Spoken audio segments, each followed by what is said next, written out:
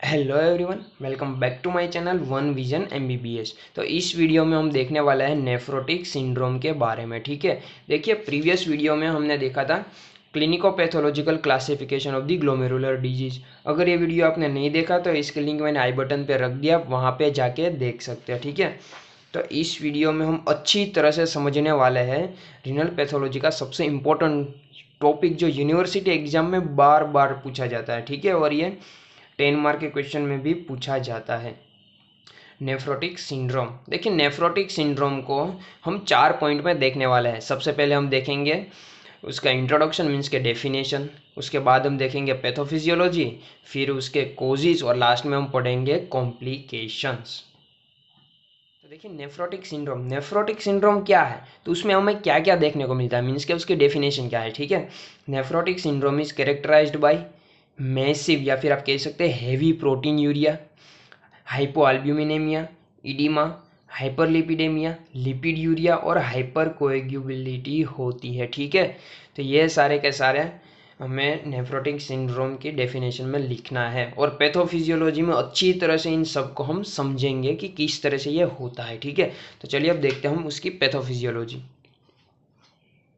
देखिए सबसे पहले क्या होता है कि ग्लोमेरुलर डैमेज होता है। तो ग्लोमेरुलर डैमेज होने की वजह से क्या होता है कि जो ग्लोमेरुलर बेसमेंट मेम्ब्रेन है उसकी परमेबिलिटी बढ़ जाती है। ठीक है, अब परमेबिलिटी बढ़ जाएगी तो उसकी वजह से क्या होता है कि प्रोटीन का यूरिन में लॉस ज़्यादा होता है। ठीक है, परमेबिलिटी इंक्रीज हो गई तो प्रोटीन लॉस बढ़ गया, और प्रोटीन लॉस बढ़ गया और अगर ये प्रोटीन लॉस मोर देन 3 ग्राम पर डे हो गया तो उसे हम कहते हैं मैसिव प्रोटीन यूरिया।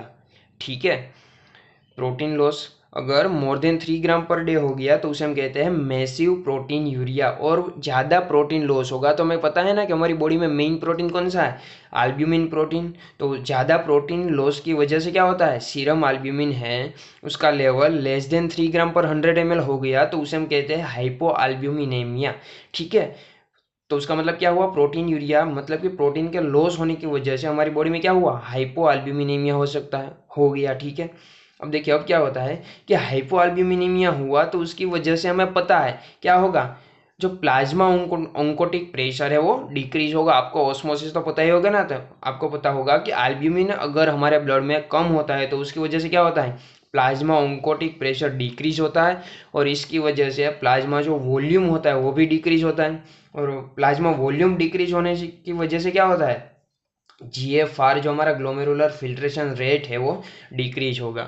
अब देखिए हमारी बॉडी को पता चला कि जीएफआर तो कम हो गया क्योंकि प्लाज्मा वॉल्यूम कम होगा, तो वो क्या करेगा, वो जो हमारा अल्डोस्टेरोन है उसका सिक्रीशन इंक्रीज कर देगा। आपने रास पढ़ा होगा ना, तो उसी की तरह अल्डोस्टेरोन का सिक्रीशन है वो बढ़ा देगा, और उसका सिक्रीशन बढ़ने की वजह से क्या होता है, ह्रास होता है, और ह्रास की वजह से क्या होता है, सोडियम वाटर रिटेंशन होगा। मतलब कि हमारी बॉडी क्या करना चाहेगी, प्लाज्मा वॉल्यूम को मेंटेन करना चाहेगी by the increasing the GFR. ठीक है, और अगर प्लाज्मा वॉल्यूम बढ़ गया हमारी बॉडी में तो उसकी वजह से क्या होता है, इडीमा होता है। ठीक है, तो देखिए 3 पॉइंट तो हमने देख लिया ना, मैसिव प्रोटीन यूरिया, हाइपोअल्ब्यूमिनेमिया और इडीमा। ठीक है, तो ये होता है। अब देखिए प्लाज्मा ऑन्कोटिक प्रेशर तो डिक्रीज होता है, उसके साथ साथ हाइपोअल्ब्यूमिनेमिया की वजह से क्या होता है कि जो लिपोप्रोटीन है ना उसका सिंथेसिस इंक्रीज हो जाता है लीवर में। ठीक है, और जो ये लिपोप्रोटीन है उसका एबनॉर्मल ट्रांसपोर्ट भी होता है, और उसके साथ साथ क्या होता है कि जो लिपिड है उसका कैटाबॉलिज्म भी डिक्रीज हो जाता है। ठीक है, 2 प्रोसेस होती है, एक तो सिंथेसिस लिपोप्रोटीन्स का बढ़ गया और उसके साथ साथ जो लिपिड का कैटाबॉलिज्म है वो भी डिक्रीज हो जाता है। मतलब कि लिपिड हमारी बॉडी में इंक्रीज होता है। ठीक है, मतलब कि ब्लड में लिपिड लेवल बढ़ जाता है जिसे हम कहते हैं हाइपर लिपिडेमिया। और अगर लिपिड हमारी बॉडी में बढ़ गया तो जब जीएफआर में मतलब कि उसका एक्सक्रीशन भी ज़्यादा हो, क्योंकि जो हमारी बॉडी में ज़्यादा है उसका एक्सक्रीशन करना चाहेगी बॉडी, तो यूरिन में भी लिपिड बढ़ जाता है, उसे हम कहते हैं लिपिड यूरिया। ठीक है, तो ये हो गया सारे के सारे पॉइंट। देखिए हैवी प्रोटीन यूरिया देख लिया, हाइपोअल्ब्यूमिनेमिया देख लिया, इडिमा देख लिया, हाइपरलिपिडेमिया देख लिया, लिपिड यूरिया देख लिया। अब हम लास्ट देखते हैं हाइपर कोएगुबिलिटी। ठीक है, तो देखिए हाइपर कोएगुलेबिलिटी में क्या होता है कि जो पेशेंट होता है ना नेफ्रोटिक सिंड्रोम में, उसमें क्या डेवलप होता है, स्पॉन्टेनियस आर्टेरियल और Venus thrombosis, renal vein thrombosis हो सकता है और पल्मोनरी एम्बोलिज्म भी हो सकता है। किसकी वजह से? हाइपर कोएगुबिलिटी की वजह से। और ये हाइपर कोएगुबिलिटी क्यों देखने को मिलती है हमें? क्योंकि नेफ्रोटिक सिंड्रोम के पेशेंट में हमें क्या देखने को मिलता है? Increase urinary loss of antithrombin 3, ठीक है, हाइपर फाइब्रिनोजिनेमिया, ठीक है।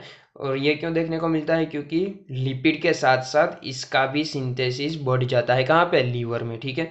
और उसके साथ जो फाइब्रिनोलाइसिस होता है वो भी डिक्रीज हो गया, और प्लेटलेट एग्रीगेशन भी इंक्रीज हो जाता है, और जो हमारे प्रोटीन सी और प्रोटीन एस का लेवल है वो भी अल्टर हो जाता है। तो ये सारे के सारे पॉइंट हमें क्या बताते हैं? हाइपर कोएगुबिलिटी हो जाती है किसमें? नेफ्रोटिक सिंड्रोम वाले पेशेंट में, और उसी की वजह से थ्रोम्बोसिस और एम्बोलिज्म देखने को मिलता है, ठीक है। तो ये हो गया pathophysiology of the nephrotic syndrome, ठीक है। अब हम देखते हैं कि देखिए नेफ्रोटिक सिंड्रोम किस तरह से और उसमें क्या क्या हमें देखने को मिलता है, वो तो हमने देख लिया। अब हम बात करते हैं कि नेफ्रोटिक सिंड्रोम किस वजह से होता है, मतलब कि कोजिस ऑफ नेफ्रोटिक सिंड्रोम, ठीक है। अगर देखिए आपने मेरा ये क्लिनिको पैथोलॉजिकल क्लासिफिकेशन वाला वीडियो देखा होगा, तो ये सारे के सारे जो ये क्लासिफिकेशन है, ये पूरा का पूरा क्लासिफिकेशन यहाँ पे हमने लिख दिया, मतलब कि मोस्ट ऑफ डिजीज इस ये नेफ्रोटिक सिंड्रोम के कोजिज में आते हैं, ठीक है। तो सबसे पहले देखिए प्राइमरी ग्लोमेरुलोनेफ्राइटिस वाला डिजीज, उसमें कौन कौन से आते हैं? Minimal change disease, membranous glomerulonephritis, membranoproliferative glomerulonephritis, then focal and diffuse proliferative glomerulonephritis, then focal segmental glomerulosclerosis and IgA nephropathy। ये सारे डिजीज हमारा नेफ्रोटिक सिंड्रोम करते हैं, ठीक है। अब देखिए मिनिमल चेंज डिजीज है मोस्ट कॉमन इन चाइल्ड, वो भी हमने वहाँ पे देखा था, और जो मेम्ब्रेनस ग्लोमेरुलोनेफ्राइटिस है वो मोस्ट कॉमन है एडल्ट में, ठीक है। ये हो गया प्राइमरी ग्लोमेरुलोनेफ्राइटिस जो हमारा नेफ्रोटिक सिंड्रोम करते हैं। उसके बाद है हमारा सिस्टमिक इन्फेक्शन, ठीक है, उसको रहने दीजिए। देखिए प्राइमरी ग्लोमेरुलोनेफ्राइटिस, उसके बाद हमने क्लिनिको पैथोलॉजिकल क्लासिफिकेशन में क्या देखा था? सेकेंडरी सिस्टमिक ग्लोमेरुलर डिजीज, तो यही यहाँ पे देखिए सिस्टमिक डिजीज डायबिटिक मेलाइटस है, एसएलई है, अमाइलोडोसिस है, ठीक है। उसके बाद हमने वहाँ पे भी देखा था ना क्या? Systemic infection, okay. कौन कौन सा सिस्टमिक इन्फेक्शन? वायरल है, बैक्टीरियल है, पैरासिटिक, वो हमने वहाँ पर क्लासिफिकेशन में भी देखा था। उसके साथ साथ हमने क्या देखा था? हेरिडेटरी डिजीज, ये तीसरा पॉइंट है किसका? क्लिनिको पैथोलॉजिकल क्लासिफिकेशन में, यही यहाँ पे आता है। क्या है? एफ ए एन से आपको याद रखना है क्या? फेब्रिस डिजीज, आल्पोर्ट सिंड्रोम और नेल पटेला सिंड्रोम, ठीक है। ये हो गया क्लासिफिकेशन वाला पॉइंट। अदर पॉइंट कौन कौन से आते हैं? हाइपर सेंसिटिविटी रिएक्शन, ठीक है। और हमें पता है हाइपर सेंसिटिविटी रिएक्शन किससे होती है? ड्रग से होती है। बी स्टिंग है, स्नेक बाइट है, पॉइजन आईवी, ये सारे के सारे कोजीज है हमारे नेफ्रोटिक सिंड्रोम के। उसके बाद क्या आता है? मेलिग्नेंसी, जैसे कि कार्सिनोमास है, मायलोमा है, हॉजकिन लिम्फोमा है, ठीक है। ये सारी के सारी मेलिग्नेंसी भी हमारी नेफ्रोटिक सिंड्रोम कर सकती है, ठीक है। फिर है हमारा सर्कुलेटरी डिस्टर्बेंसेस, जैसे कि रीनल वेन थ्रोम्बोसिस है, कंस्ट्रक्टिव पेरिकार्डाइटिस है, ठीक है। ये सर्कुलेटरी डिस्टर्बेंस भी नेफ्रोटिक सिंड्रोम कर सकते हैं, ठीक है, उससे भी हो सकता है। और लास्ट है हमारा प्रेगनेंसी, टॉक्सेमिया ऑफ दी प्रेगनेंसी भी कोज है हमारा नेफ्रोटिक सिंड्रोम का, ठीक है। तो ये सारे के सारे कोजेज हैं हमारा नेफ्रोटिक सिंड्रोम, जिसकी वजह से नेफ्रोटिक सिंड्रोम हो सकता है, मीन्स के हाइपो एल्ब्यूमिनीमिया हो सकता है, ठीक है, हाइपर लिपिडेमिया हो सकता है, लिपिड यूरिया हो सकता है, ईडीमा हो सकता है। ये सारे के सारे डिस्टर्बेंस है, मतलब कि गड़बड़ है, इन कोजेस की वजह से होती है, ठीक है। अब देखिए जो नेफ्रोटिक सिंड्रोम वाला पेशेंट है उसमें हमने उसकी पैथोफिजियोलॉजी देखी, तो उसमें क्या क्या कॉम्प्लिकेशन भी हो सकती है, ठीक है। तो अब हम पढ़ते हैं complications of the nephrotic syndrome. तो देखिए 3 कॉम्प्लिकेशन हमें याद रखनी है। एक तो कोरोनरी एथेरोस्क्लेरोसिस हो सकता है, क्योंकि हमने पढ़ा है ना हाइपरलिपिडेमिया हो जाता है, तो उसकी वजह से लिपिड डिपोजिशन भी हो सकता है, और it will leads to coronary atherosclerosis. फिर बहुत सारे इन्फेक्शंस भी हो सकता है, और thrombotic and thromboembolic complications भी देखने को मिलते हैं, क्योंकि हमें पता है हाइपर कोएगुबिलिटी होती है, और उसी की वजह से थ्रोम्बोसिस होने के चांसेस बहुत ज़्यादा है, और उसी की वजह से thrombotic and thrombo leak complication देखने को मिलती है, ठीक है। अब देखिए सबसे इंपॉर्टेंट पॉइंट आपको यहाँ पे याद रखना है, जो एमसीक्यू में पूछा जा सकता है, कि जो NPHS1 जीन म्यूटेशन होगा अगर हमारी बॉडी में, तो उससे क्या होगा, कंजेनिटल नेफ्रोटिक सिंड्रोम होगा। और NPHS2 जीन म्यूटेशन होगा तो क्या होगा, acquired steroid resistant nephrotic syndrome.